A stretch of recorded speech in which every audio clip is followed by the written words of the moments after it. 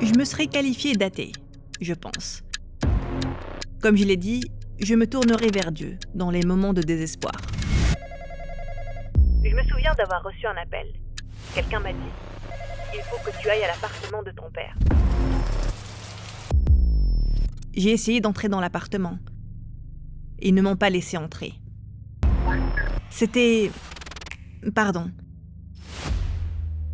Ils ont sorti un couteau. Et du coup, le combat a commencé. Ils l'ont poignardé au bras. Ils l'ont poignardé à la jambe 3 ou 4 fois. Et ils l'ont poignardé au cœur. Il a été poignardé 8 fois. Je suis rentrée chez moi ce soir-là. J'ai commencé à pleurer. Je crois que c'était trop. Et je me souviens de la voix de l'oncle, dans ma tête, qui disait « Il n'y a qu'à se tourner vers Allah. Tout ce qu'Allah veut faire, il peut le faire. » J'ai juste littéralement parlé à Allah. Et je ne savais pas qui était Allah. Mais je me souviens d'avoir dit « Allah, fais disparaître la douleur. » Ce jour-là, quelque chose a changé. Et je me souviens avoir complètement arrêté de pleurer. J'ai eu l'impression qu'Allah me disait « Ne t'inquiète pas, je suis là. »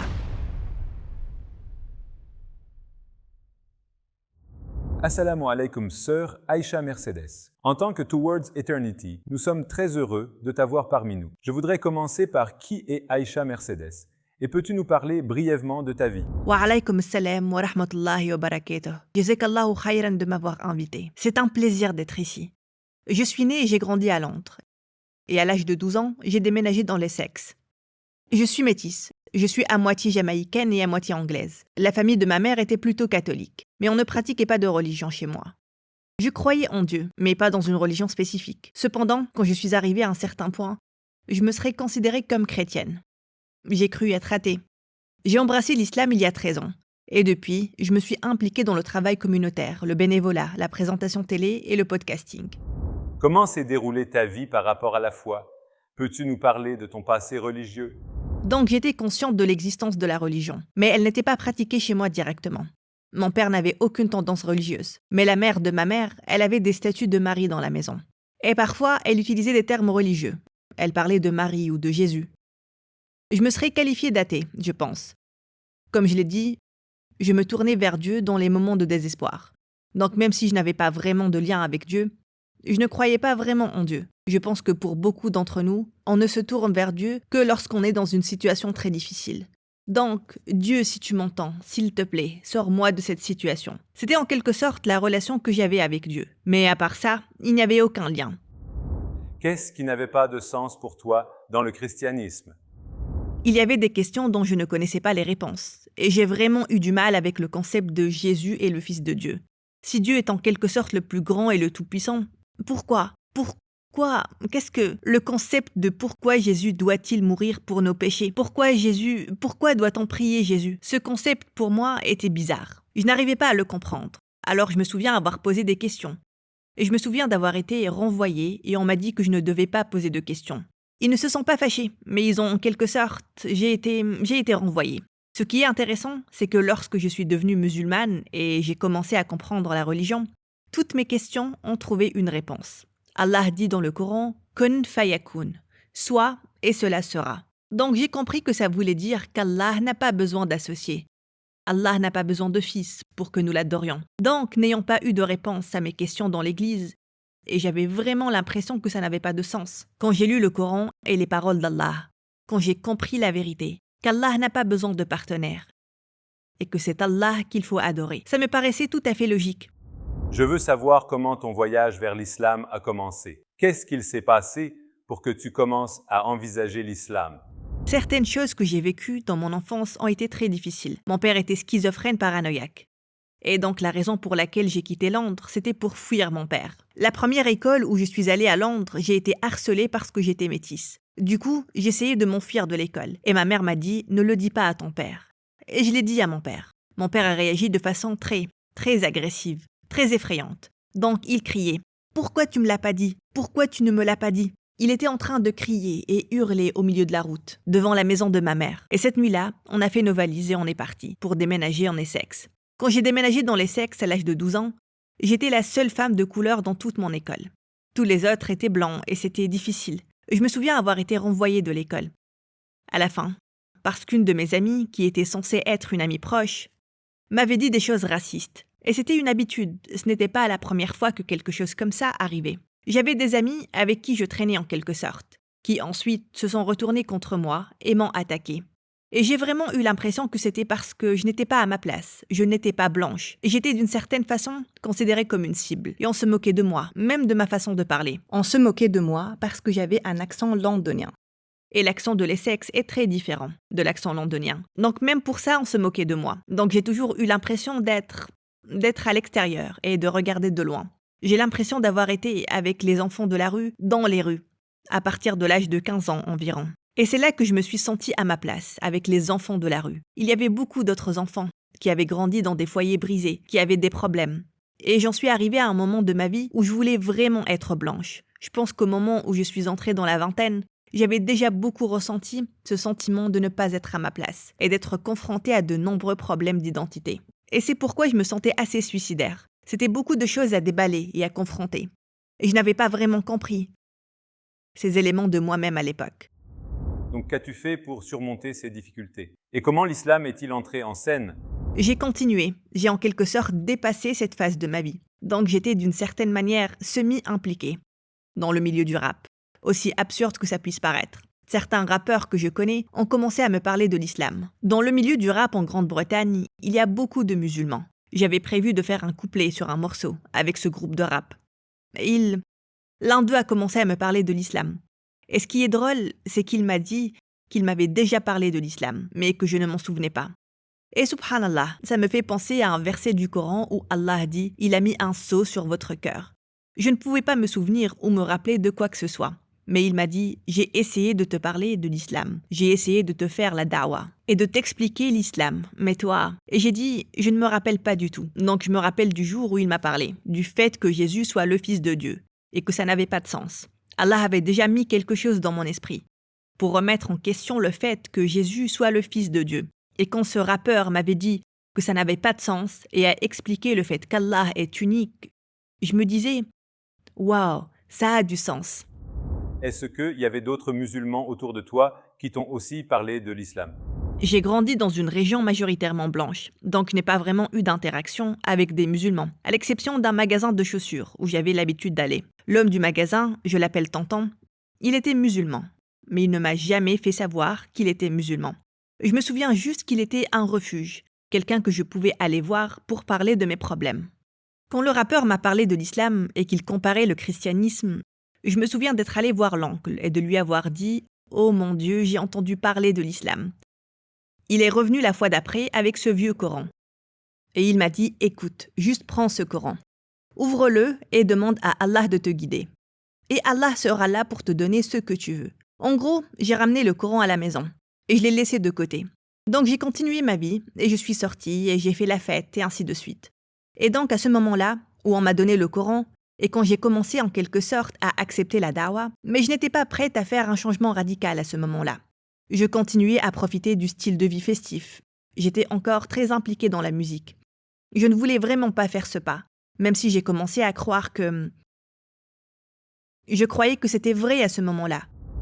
Quel a été le tournant pour toi vers l'acceptation de l'islam? Je me souviens un jour avoir reçu un appel. Quelqu'un m'a dit « Tu dois aller à l'appartement de ton père ». Donc je suis allée à Londres parce que j'étais de retour dans l'Essex. Je suis allée devant son appartement. Et j'ai vu qu'il y avait du ruban de police tout autour. J'ai essayé d'entrer dans l'appartement. Ils ne m'ont pas laissé entrer. Alors je l'ai appelé et quelqu'un d'autre a répondu. Subhanallah. Donc quelqu'un a répondu et… Désolé. Et j'ai dit, c'est qui? Et ils m'ont dit, on a le téléphone de ton père. Il a été poignardé 8 fois. Ils étaient entrés pour le voler. Ils se sont fait passer pour quelqu'un d'autre pour entrer dans l'appartement. Ils ont sorti un couteau et ils ont dit, écoute, donne-nous ton argent. Bon, mon père est schizophrène, donc il n'allait pas simplement donner ce qu'il avait. Et c'est comme ça que le combat a commencé. Ils l'ont poignardé dans le bras, ils l'ont poignardé à la jambe 3 ou 4 fois, et ils l'ont poignardé au cœur. Donc je suis allée rendre visite à mon père à l'hôpital. Lorsqu'il était minuit, tu sais, les médecins changent de garde, et l'un des médecins a dit « Il a reçu un coup de couteau dans le cœur. Vous n'avez pas regardé son cœur ?»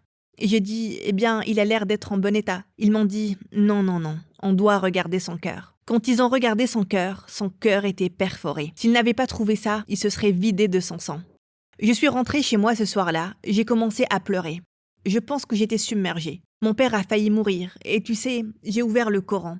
Et je me souviens avoir entendu la voix de l'oncle dans ma tête qui me disait « Il n'y a qu'à se tourner vers Allah, et tout ce qu'Allah veut faire, il peut le faire. » J'ai juste littéralement parlé à Allah, et je ne savais pas qui était Allah, mais je me souviens d'avoir dit « Allah, enlève la douleur ». Et je me souviens avoir ressenti cette chaleur qui montait depuis mes pieds, puis vers mes jambes, jusqu'à mon haut du corps. J'ai senti mon cœur se soulever. Quelque chose a changé ce jour-là, et je me souviens avoir complètement arrêté de pleurer. J'avais l'impression qu'Allah me disait « Ne t'inquiète pas, je suis là ». C'était la première fois que je priais Allah, et il m'a répondu immédiatement. Qu'est-ce qui s'est passé ensuite pour que tu décides de devenir musulmane au bout du compte et de faire ta shahada? Assalamu alaikum frères et sœurs, on a vu que 80% de notre public, y compris cette vidéo, n'est pas abonné à notre chaîne. Comme vous le savez, nous sommes une organisation à but non lucratif et les publicités sont désactivées sur nos vidéos. Vers l'éternité n'est pas seulement une chaîne YouTube, mais aussi une madrasa. Ici, on essaye de s'éduquer et éduquer les jeunes sur l'islam. Donc la seule raison pour laquelle on vous demande ça, c'est pour propager la vérité. Ça peut vous sembler un petit acte, mais Inch'Allah, il nous aidera à atteindre des millions de personnes. Maintenant, cliquons sur les boutons j'aime et s'abonner et marchons ensemble vers l'éternité. Qu'est-ce qui s'est passé ensuite pour que tu décides de devenir musulmane au bout du compte et de faire ta shahada? Donc le lendemain, je me suis réveillée et je me sentais presque comme... J'étais devenue musulmane à ce moment-là. J'étais convaincue qu'Allah existe et c'était la première fois que je croyais vraiment en Dieu. Alors j'ai contacté un autre de mes amis rappeurs. Il faisait partie du même groupe de rap. Et c'était vraiment bizarre, parce qu'on avait l'habitude de se retrouver dans des endroits aléatoires, en voiture. Et il me parlait de l'islam. Et je partais. C'était littéralement la relation qu'on avait. Je me souviens d'avoir contacté mon ami, et il a commencé à me parler des tourments de la tombe. J'étais complètement terrifiée. Mais j'étais terrifiée d'une façon qui faisait que je ne voulais pas mourir en tant que non-musulmane. Parce que ma peur n'était même pas celle du Jahannam, ni même celle de l'enfer à ce moment-là. Ma peur, c'était les tourments de la tombe, parce que c'était quelque chose d'extrêmement nouveau et extrêmement effrayant pour moi. Donc j'ai commencé à devenir très émotionnelle pendant les 3 ou 4 jours qui ont suivi. Je pleurais pratiquement tous les jours et j'essayais de prier. Je ne savais pas comment prier. Je n'avais aucune idée de comment prier. Ma façon de prier, c'était de parler à Dieu en regardant vers le haut. Je n'ai jamais été dans une mosquée. Je n'ai jamais vraiment connu des musulmans qui sont ouvertement pratiquants. Du coup, il y avait beaucoup de choses que je ne savais pas. Je me souviens d'avoir rencontré mon ami. Il m'a dit « Je veux t'emmener dans l'est de Londres pour te montrer quelque chose ». Donc on a roulé de l'Essex à l'est de Londres. Et nous sommes allés à Green Street, je crois, où ils vendent beaucoup de hijab et d'abaya. Et je me souviens qu'il m'a acheté le hijab à pullover. Celui qui, c'est comme une chaussette, mais avec une partie ouverte. Tu as juste à la mettre par-dessus. Je suis entrée dans le magasin et je l'ai essayé. Je l'ai mis et je me suis dit, je suis montée dans la voiture. Je me suis regardée dans le miroir et je me suis dit, waouh, c'est différent. C'est différent. J'ai eu envie de devenir musulmane. C'est ce que je ressentais vraiment en fait. Donc on est rentré en voiture en passant par Ilford, sur le chemin du retour vers l'Essex. Et le frère est entré il a dit « J'ai besoin de prier ». Du coup, il est parti pour prier. Et j'ai fait une petite prière à l'extérieur. J'ai prié Allah et j'ai dit « S'il te plaît, fais en sorte que je devienne musulmane ». Il est entré dans la mosquée et a prié. Puis il est ressorti et s'est assis dans la voiture. Et puis il a dit « L'imam n'est pas là pour le moment, mais j'ai déjà fait faire la shahada à quelques personnes. Si tu veux faire ta shahada maintenant, c'est à toi de décider, ou tu peux attendre pour une autre fois avec l'imam. » Tu vois la sagesse de sa façon de faire. Il n'a pas dit « Viens, on va faire ta shahada ». Ensuite, il m'a laissé prendre ma propre décision. Il m'a emmené chercher un hijab. Il ne m'a pas dit ce qui se passait. Il m'a laissé choisir un hijab. Il m'a laissé, en quelque sorte, m'asseoir dans la voiture et de réfléchir à l'extérieur de la mosquée. Et puis je me suis dit, oui, je veux entrer et je veux devenir musulmane. Donc je suis entrée dans la mosquée et la première chose que je me suis dite, c'est où sont les chaises? Mais quand je suis entrée, ils m'ont un peu regardée parce que j'avais encore des vêtements assez serrés, avec cette hijab chaussette par-dessus. Et je me suis demandé pourquoi d'autres personnes nous suivaient. Je n'ai pas compris. Je me disais, qu'est-ce qui se passe? Pourquoi ils sont là? Personne ne m'a expliqué qu'il fallait des témoins et tout ça. Donc je suis allée m'asseoir par terre et encore une fois, je me disais, pourquoi on s'assoit par terre? Et on s'est assis en cercle. Et le frère a commencé à me parler un peu de la religion et m'a demandé si je croyais au prophète, sallallahu alayhi wa sallam. Et est-ce que je crois en Allah? Et est-ce que je comprends ce que je dis? Est-ce que quelqu'un m'a obligé à être ici? Et évidemment, j'ai dit que j'y croyais et que personne ne m'a forcé à être ici. Et du coup, subhanallah, j'ai fait ma shahada. Mon ami m'a fait faire la shahada, ouais. Honnêtement, je me sentais très légère, je veux dire, il s'est assis à côté de moi et il a dit « J'ai l'impression que les anges sont autour de toi ». Quand j'ai fait le doua pour la première fois, j'étais très mal. J'étais dans un état de choc et de tristesse. Donc c'était plutôt un soulagement. C'était un soulagement de la douleur. Quelle a été la réaction de ton entourage à ta conversion à l'islam? C'était très surprenant pour beaucoup de gens. J'étais probablement la personne qu'on s'attendait le moins à voir devenir musulmane. Je venais de, tu sais, comme je l'ai dit, d'une vie dans la rue, impliquée avec les gens qui sont dans la rue, qui sont très impliqués dans la musique. J'avais une très mauvaise attitude que j'avais développée en raison d'un traumatisme. J'avais un père schizophrène. Et donc personne ne m'aurait dit « Mercedes va devenir musulmane ». Comment tu as appris à faire la salah? Et qu'as-tu ressenti lorsque tu l'as accomplie pour la première fois? J'ai appris la prière en ligne sur YouTube. Donc je l'ai apprise étape par étape. Et un de mes amis m'a aidé. Donc chaque ligne de la sourate Al-Fatiha envoyait un message vocal. Et il me disait si c'était bon ou pas. Ensuite, j'ai, en quelque sorte... Et puis j'ai regardé les mouvements, tu sais, les Allahu Akbar et tout ça. J'ai regardé ça pour essayer de tout reproduire, j'ai trouvé ça assez difficile. C'était assez compliqué d'apprendre tous les mouvements. Apprendre quelle partie des mots va avec quel mouvement. Apprendre l'arabe et apprendre l'anglais en même temps. C'était très complexe. Mais j'avais cette sorte de zèle et cette sorte de passion pour vraiment apprendre le plus possible et d'appliquer autant que possible. Donc petit à petit, j'ai commencé à apprendre des parties de la religion que j'ignorais. Je me souviens qu'à chaque fois que je priais, je pleurais. J'avais cette connexion profonde où je sentais littéralement qu'Allah se tenait devant moi. Et je pleurais à chaque fois. Quel a été le défi principal auquel tu as été confrontée après être devenue musulmane? Se couvrir et ce genre de trucs, c'était un grand changement de mon mode de vie. S'habiller selon la sunna, comme se couvrir les cheveux, se couvrir le corps. Ce n'était pas quelque chose dont j'avais l'habitude. Mais ce que je croyais, et selon l'éducation que j'ai reçue, qu'on porte ce qu'on veut. Donc c'était un changement massif que je devais en quelque sorte. Et j'ai galéré avec ça pendant de très nombreuses années. Qu'est-ce que tu aimerais dire aux gens qui envisagent l'islam mais qui ont peur de l'embrasser à cause des commandements comme le hijab, etc. Lorsque vous envisagez de devenir musulman, vous devez faire en sorte de construire un lien avec Allah. Donc il y a une sorte de processus qui doit être suivi d'une certaine manière, qui vous aidera à comprendre pourquoi vous vous couvrez les cheveux, pourquoi vous vous couvrez le corps. Pourquoi on ne fait pas certaines choses. Donc je pense que ce que je conseillerais à ces personnes qui se disent « Tu sais quoi, je veux devenir musulman. Je crois en Allah, je crois en la sunna du prophète sallallahu alayhi wa sallam. Mais je ne veux pas me couvrir les cheveux. Ou « Mais je ne veux pas renoncer à ça. » Ou « Je ne veux pas renoncer à ci. » Ça viendra. Le changement viendra une fois que vous aurez construit cette relation. Il y a des choses que je n'avais jamais cru faire. Se couvrir était l'une de ces choses. Arrêter de faire la fête en était une autre. Croyez-le ou non. Mais au fur et à mesure que je développais ma relation avec Allah, au fur et à mesure que j'apprenais la religion, naturellement, je voulais simplement plaire à mon Seigneur. L'accent doit être mis sur l'établissement d'une relation avec Allah. Comprendre, vous savez, la miséricorde d'Allah. Comprendre l'amour d'Allah. Comprendre qui est vraiment Allah. Prenez votre temps. Comprenez qui vous adorez. Comprenez pourquoi vous l'adorez. Et le reste viendra. Il y a une fausse idée qui dit que l'islam opprime les femmes. Que répondrais-tu à ce genre de déclaration? Je parle beaucoup de ça, et de tout ce qui concerne le féminisme. C'est un sujet très intéressant. Mais il y a certaines croyances que d'une manière ou d'une autre, le fait que les femmes fassent la même chose que les hommes est en quelque sorte libérateur. Mais quand on regarde la fitra d'une femme et qu'on regarde, tu sais, comment elle s'épanouit, c'est généralement quand on s'occupe d'elle, lorsqu'elle est protégée et prise en charge par un homme, que ce soit par le biais du mariage ou de la relation avec son père. Et c'est généralement là qu'elle s'épanouit.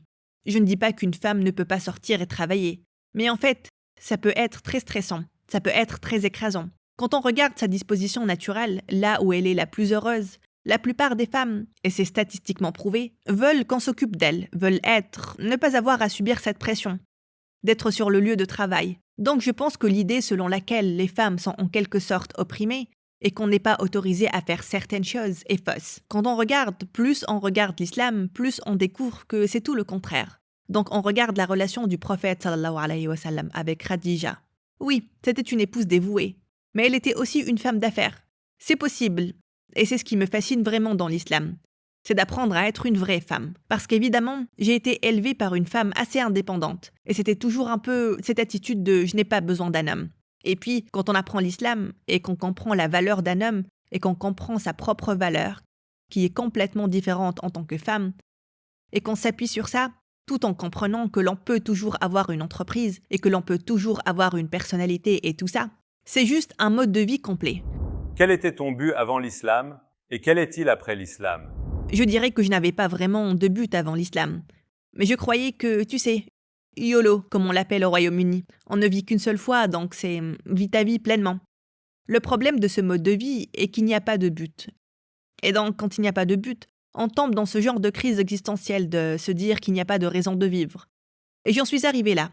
Beaucoup dans ma vie d'avant, où c'est un peu comme une fois que les lumières se sont éteintes, et une fois que la fête s'est arrêtée, du coup, quel est le but de la vie? Donc l'islam ne m'a pas seulement donné un but pour la prochaine vie, qui est d'être capable d'atteindre le bonheur éternel à Jannah, mais aussi Allah m'a donné des cadeaux que je peux utiliser dans cette vie, ma voix étant l'une d'entre elles. Mon interaction avec les gens en est une autre. Donc je pense que le fait d'être entré dans l'islam m'a donné plus que le simple but ultime, mais aussi le but d'une vie. Enfin, si tu avais l'occasion de t'adresser à tous les non-musulmans du monde, qu'est-ce que tu voudrais leur dire si tu avais 1 minute? Donner une chance à l'islam. Je ne cherchais pas l'islam. Mais dès que j'ai trouvé l'islam, il y avait une vérité incontestable. Plus j'en apprenais sur l'islam, le véritable islam, il y a beaucoup de choses dans les médias, il y a beaucoup de mauvais reportages de ce qu'est l'islam ou ce qu'est un musulman. Mais le véritable islam, donnez-lui une chance pour en entendre vraiment parler, pour apprendre à le connaître, pour poser des questions, comprendre les croyances fondamentales d'un musulman, comprendre qui est vraiment Allah. Et je crois intimement que vous serez guidés.